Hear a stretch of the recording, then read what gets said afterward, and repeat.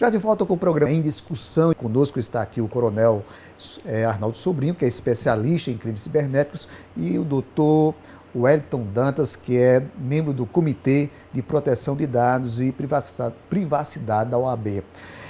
Uma coisa que é preocupante é que o ambiente da internet é um ambiente muito atrativo, mas que os usuários, de uma certa forma, estão meio que como zumbis, né, caminhando naquela plataforma ali, mas não percebe as armadilhas e o que está por trás de tudo aquilo ali. Dá para perceber essa questão, não é mesmo, coronel?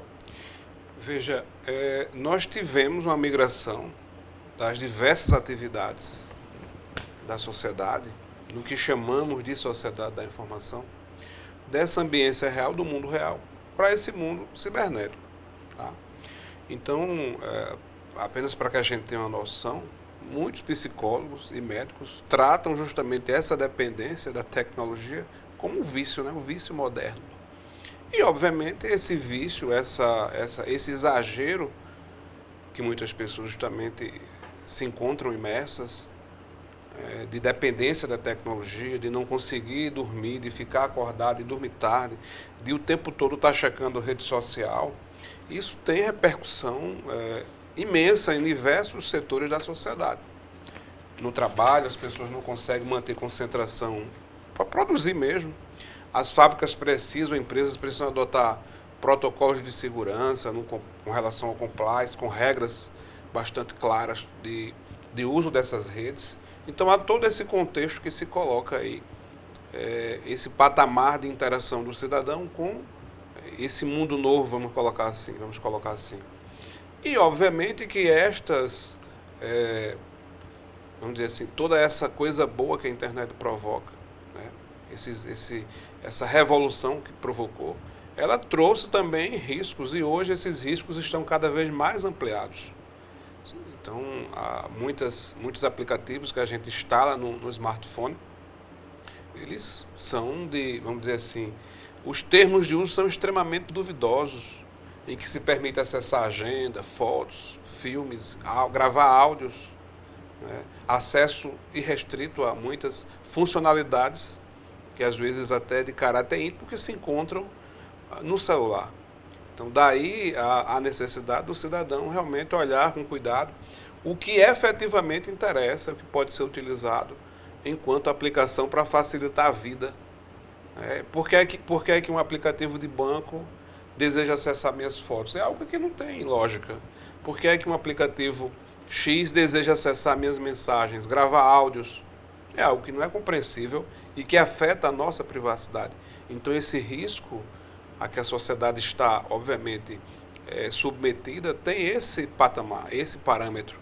Apenas para exemplificar esse tipo de situação, em 2019, a questão do Face App, que era um aplicativo que envelhecia ou tornava mais jovem as pessoas que queriam fazer essa, entre aspas, brincadeira, que na verdade era a subtração de imagens, de fotos, de informações pessoais, que obviamente há todo um mercado paralelo de informações que são comercializadas. Então há esse alerta, a necessidade de estarmos vigilantes aos termos de uso e permissões destes aplicativos que instalamos nos nossos telefones, sob risco de estarmos ampliando a nossa vulnerabilidade. E somos nós mesmos que facilitamos isso. Daí a necessidade de estarmos alerta, de sermos vigilantes, de utilizarmos realmente o que precisa, e assim essa vulnerabilidade ela é amenizada.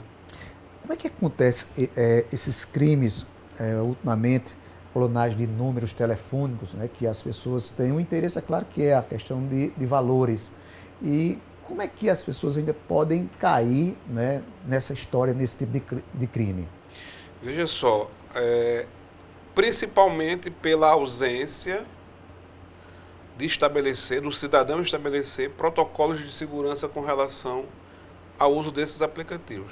No caso do WhatsApp, o cidadão não implementa regras de segurança com relação, por exemplo, é o que a gente sempre fala, Dupla dos checagem. protocolos de dupla checagem, tá? De dupla segurança com relação a essa questão, a autenticação em 2 fatores, como a gente costuma dizer. Então isso aí é uma porta número 1. Tá? E também, às vezes, o cidadão se expõe em diversos grupos de mensagens totalmente sem necessidade. Então, tem pessoas próximas a mim ou que procuraram a associação com essa problemática, extremamente preocupados, porque foram vítimas desse tipo de situação, de clonagem de número e, consequentemente, o WhatsApp, e a partir daí ficaram expostas a um risco bastante considerável.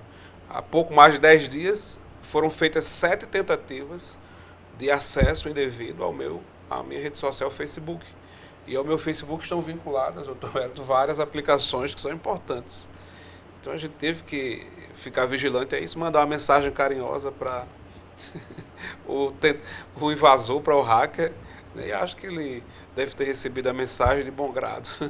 Doutor, uma coisa interessante é que são muitas informações e é uma tecnologia avançada. Você pega um iPhone que tem muitos dispositivos para você manusear, operar o próprio equipamento. E que nem todo mundo conhece, mesmo ainda com uma certa formação intelectual, e mesmo assim não sabe operar ou não sabe todas as funções que estão ali, e nem dentro das redes sociais. Esse é um problema, não é? Sim, é um problema constante, é um problema que acompanha a gente 24 horas por dia, como a gente já comentou. Você tem ali uma cultura assim, que entrou na nossa vida e a gente não percebeu, ninguém percebeu. Quando você compra um telefone, o fabricante ele fez uma produção industrial, juntou peças, produziu a tecnologia, desenvolveu, vendeu, uma loja vendeu para você. Então, naquele momento ali, houve uma transação comercial, mera transação comercial. Então, a receita que entrou para a fábrica colocou dentro do seu balanço e acabou. Acontece que a fábrica, que o desenvolvedor, o fabricante, ele não quer ganhar dinheiro só com a venda do equipamento. O Coronel colocou há pouco tempo aqui que hoje em dia o novo petróleo são os dados. O novo petróleo são os dados, sem dúvida nenhuma. Nesse século XXI, e a gente já está entrando aí para a 3ª década, né? O petróleo são os dados, mas o petróleo precisa ser queimado em algum lugar. E as empresas, as grandes corporações estão usando esse petróleo para se mover. Esse movimento é usar o nosso dado, usar a nossa informação, que aí não é só nossa foto, nosso nome, nosso endereço, número de telefone. O dado que é extraído da gente é o dado pessoal, é um dado praticamente biométrico, um dado de comportamento. No momento em que a gente está clicando numa rede social, interagindo com algum amigo numa rede social, os aplicativos eles não são gratuitos. Eles aparentemente são gratuitos, mas, mais uma vez, eu vou aqui me referir ao que o Coronel falou há pouco tempo. Quando você vai instalar um aplicativo, você tem lá 2 documentos que costumeiramente estão ali juntos da primeira parte da instalação. São os termos de uso, ou seja, de que forma você vai poder usar aquele software, e os termos de privacidade. Nesses 2 documentos, são contratos que você passa ali sem perceber, já vai lá para baixo, está ok, você aceita. O que está escrito ali dentro? Ali está escrito o que é que o aplicativo vai poder extrair do teu celular, extrair de você, gravação de fotos, agenda, e-mail, gravação de voz, se ele vai poder te filmar, compartilhar a tua localização.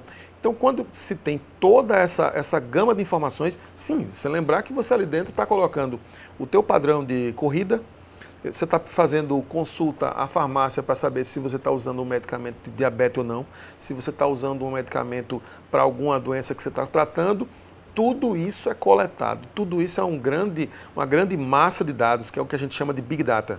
E essa massa de dados é colhida pelos aplicativos e é distribuída, ela fica armazenada em plataformas gigantescas de dados, e a partir daí o uso que é feito com esses dados é totalmente ambíguo, desconhecido, pode ser feito qualquer coisa. Esses dados são feitos para conhecer você, esses dados são feitos para conseguir se prever se você tende a ter uma doença ou se você já tem uma doença. Eventualmente você pode estar comprando um medicamento de Alzheimer. Evidentemente, você tem ali 30 e poucos anos, por exemplo, um usuário de 30 e poucos anos não está comprando medicamento de Alzheimer provavelmente para si, está comprando para uma pessoa próxima. Então o aplicativo, ou aquele conjunto de aplicativos, já sabe que você é um ponto de contato para a venda daquele medicamento.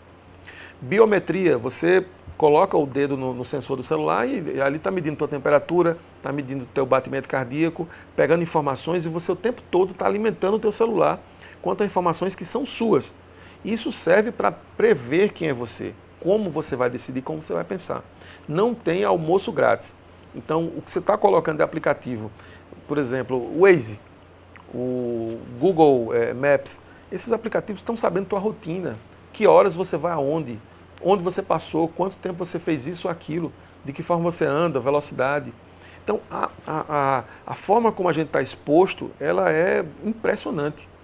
Você tem ideia, um número que eu escutei, já que em algumas vezes você me perguntou por números, qualquer um dos dispositivos de memória que esteja aqui na mão de um de nós, nessa sala, tem mais memória, capacidade de armazenamento, do que todos os computadores que existiam em 1970. Então, num simples celular com memória de 32 GB, 64 GB, você tem mais memória, mais capacidade de armazenamento do que você tinha em todos os computadores que o mundo tinha em 1970. E olha que em 1970 se mandou o homem à Lua com computadores muito mais primários, que ajudavam apenas a fazer cálculos. Então, é muito forte essa interação do ser humano com a máquina. A exposição é muito forte. Não é exposição de dado pessoal apenas cadastral. É endereçamento IP, onde você fez, onde você foi, com quem você tratou, o que você falou. Posso estender um minuto só aqui? Pode falar. Um amigo meu hoje pela manhã me mandou um comentário numa reportagem numa rede social, dizendo que o Alexa, acho que Alexa é o equipamento da Amazon, que faz que escuta os teus pedidos, que interagem com você dentro da sua casa, você fala, ele pesquisa, te dá o preço e eventualmente você já compra um produto que você queira interagindo com o Alexa. Parece uma caixa de som.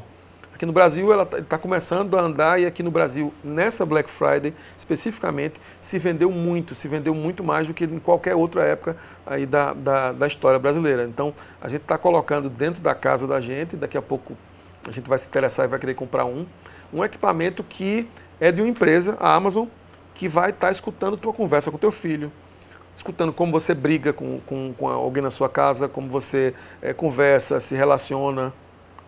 E de uma empresa como a Amazon, nada contra o modelo ali de baratear preços, que a Amazon realmente barateia muito preço, mas o livro que você compra, que você lê via Kindle, aquele dispositivo de leitura que você compra também na Amazon, ou se você está lendo aqui no celular, o livro está lendo você.